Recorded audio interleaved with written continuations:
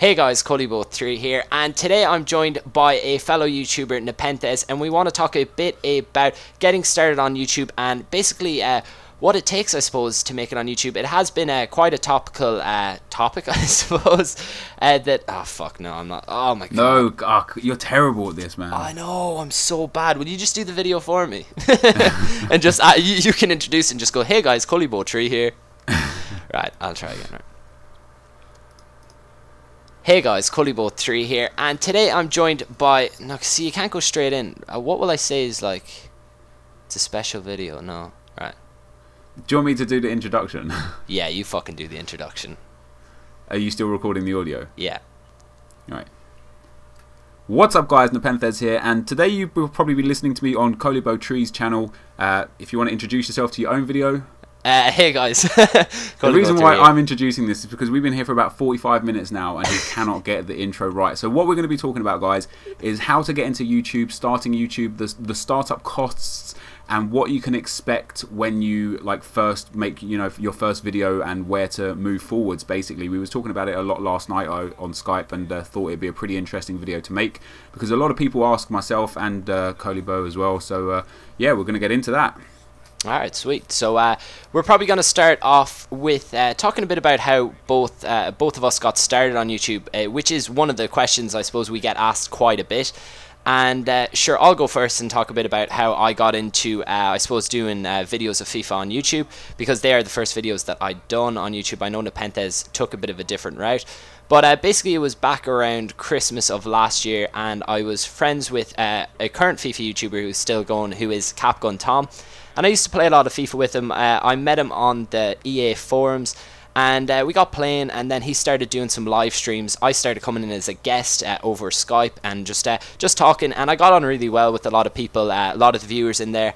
And it was actually that we were doing some prank calls in it, which was kind of immature looking back on it, but a lot of people found them so funny, and they wanted me to start a YouTube channel and maybe put some prank calls on. This was before I ever even thought of making any FIFA videos, because I had nothing to really record any FIFA gameplay with. So yeah, that's how it kind of started. I started up a channel in a live stream. It got instantly like 250 subs from everyone who was in the live stream, and that was amazing. That got me started off. I posted up my first video, which was actually a prank call to McDonald's. Looking back on it now, it's quite cringy, but it got me started on YouTube, and it got me I got that taste for, you know, being on YouTube, viewer interaction, and seeing people commenting and actually viewing your video, and that's really where it kicked off. And a lot of people that knew me before YouTube knew that I traded quite a bit. I had well, I'd say about 5 to 7 million around Christmas time, and I was very, very good at trading.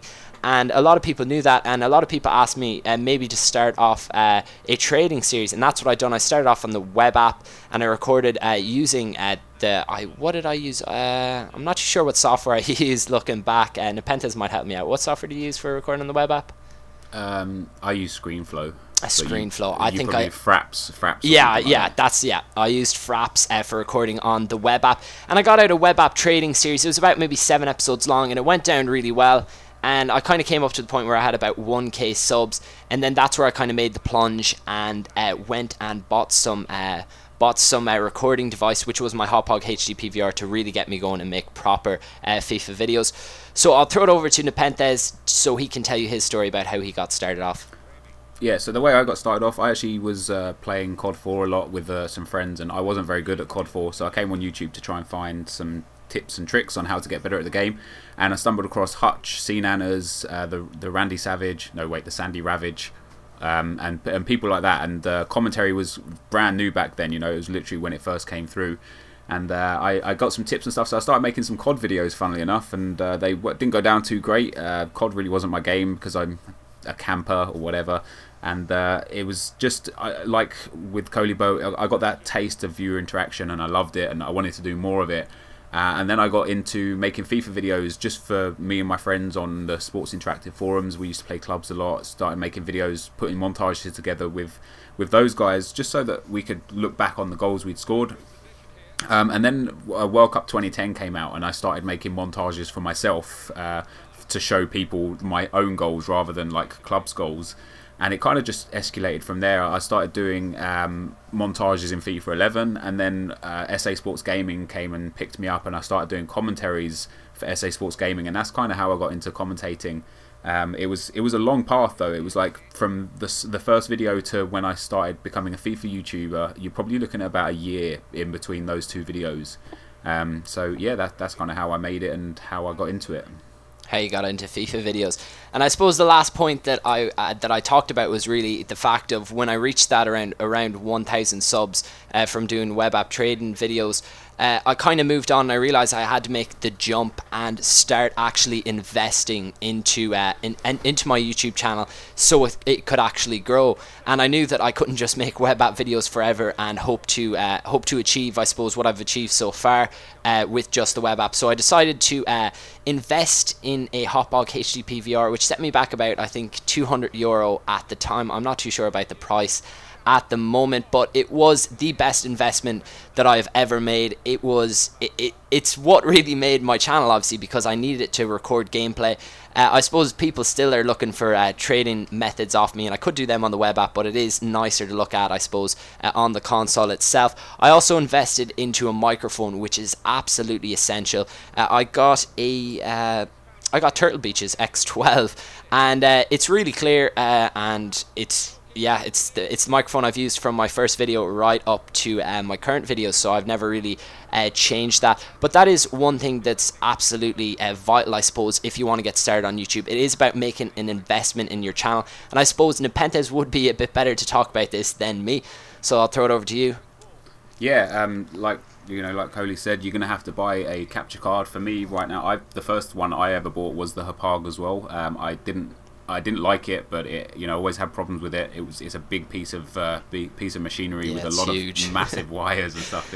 Yeah. But now I have the Elgato. You can pick that up for like £130 for an Elgato. And like Sean said, you need a decent microphone. I've got the Blue Snowball. I've only had it for around 9 months. I actually used to use my inbuilt microphone on my computer to do the audio, and my audio looking back is like really bad until I got the Blue Snowball. And you're going to look at about 40 or 50 quid to pick up a Blue Snowball, and then after that you're going to need a decent computer as well, guys, because you don't want to have one of these computers that takes like 3 or 4 hours to render a 4 or 5 minute video, because it's just a waste of everyone's life, and it really it genuinely makes YouTube more of a chore than a hobby, because you literally have to prepare so much to make a 3-minute video. I used to have that problem, definitely. Like the laptop that I only got there about 2 weeks ago, it can render now quite quickly, but my old one that I've had literally from the start till now, it took about 3 or 4 hours to render videos, and it made it did, as Nepenthez said, it makes it such a chore because it takes so much time.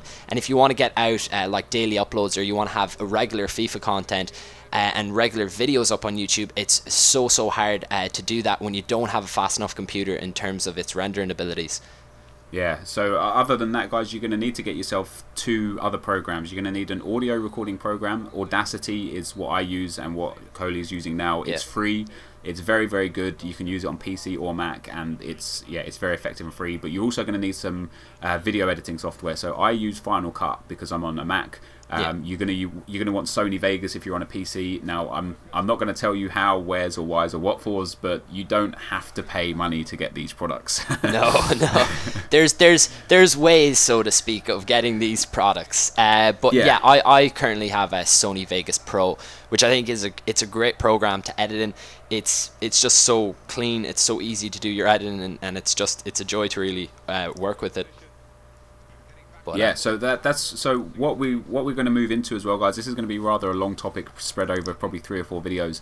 What we're going to move into is talking to you guys about what to do like after you've got your first video, and how to grow your channel, and what to look for as you move through YouTube. But what we're going to do first of all, we asked on Twitter for some questions, so we're going to get Coley to read off some questions now, and we'll answer some of these for you guys. Alright, I suppose looking through them, there is quite a few.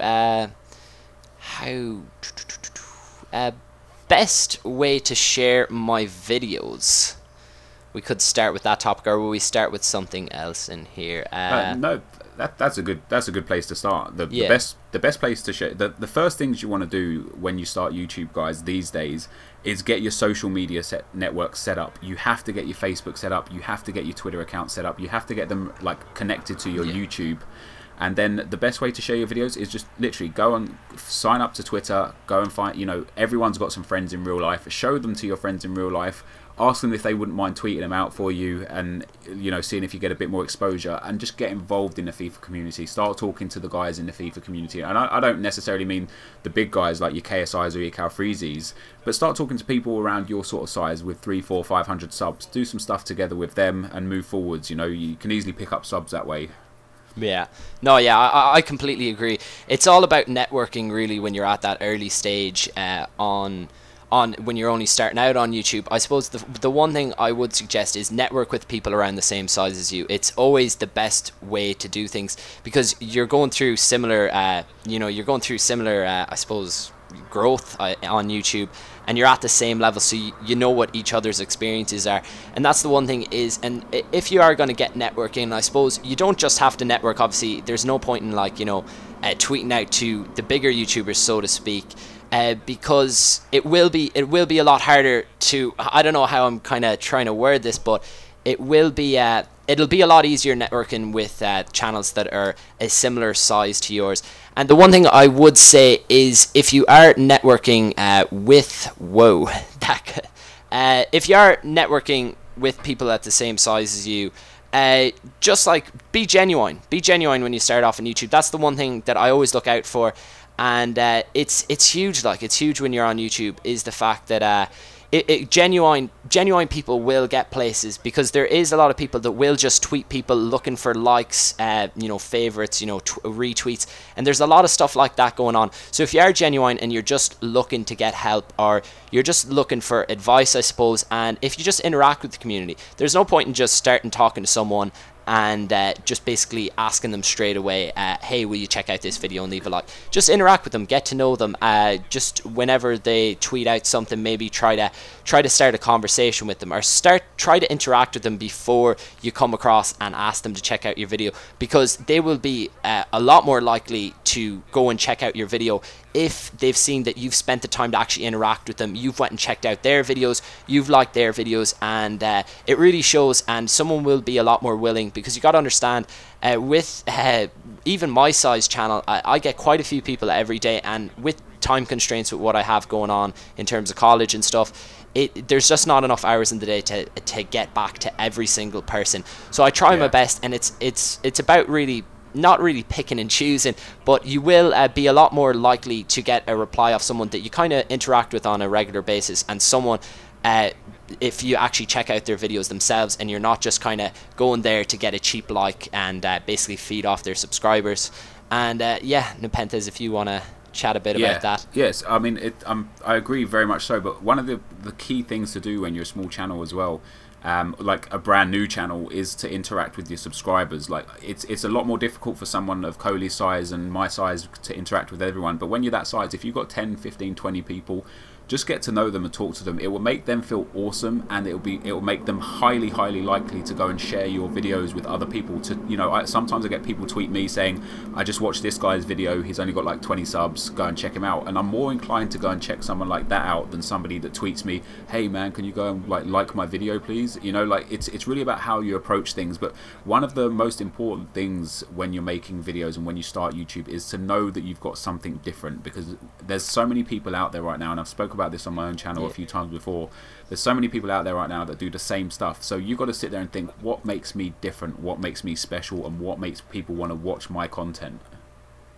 Yeah, no, I completely agree. It's really about being unique, because there's so many people that are starting off on YouTube and trying to do FIFA videos, trying to become FIFA YouTubers, and if you're just doing I suppose the same things that every single other FIFA YouTuber is doing, it's going to be very hard to break through and really make progress in terms of growth on YouTube. It's about finding your niche market, finding something that's unique about you, finding something that you can do that people will want to watch, something that people are like, wow, this is something different, I really enjoy this. And then once they get to know you, that's really half the battle. And if you have good unique content, goes a long that's way. one of the things is to be relatable to your subscribers and to your fans, because if they can't relate to you, they're never going to go back and watch your video. You know, talk to them about your struggles in FIFA and on YouTube and stuff, because like for me, like back in the day, like a lot of people used to be very pompous about themselves and very like, I'm the best player in the world. I've done it myself many times, you know, and people don't relate to that. They don't like someone who thinks that they're above the sort of level that they are. I got so much like better feedback and so much more attention on my videos when I used to say to, you know, when I'd say like, I'm really struggling with this aspect. These guys want to help you. They want to tell you how you can improve and stuff, and like not only just in FIFA and gameplay, but in YouTube and stuff. So always relate to your fans, talk to them all the time, and it will definitely help you grow. Yeah. I think we'll leave it at that for this video, because we're approaching, we're getting on to just over 15 minutes. But there will be a couple more videos of me and Nepenthez basically talking about this topic, because there's so much more to get through. And there should be a video up in the next couple of days of the second part of this. So for me, I will see you next time. And if Nepenthez wants to sign off. Yeah, well, I started the video, so I might as well end it. Exactly. Thanks for watching, guys. Peace.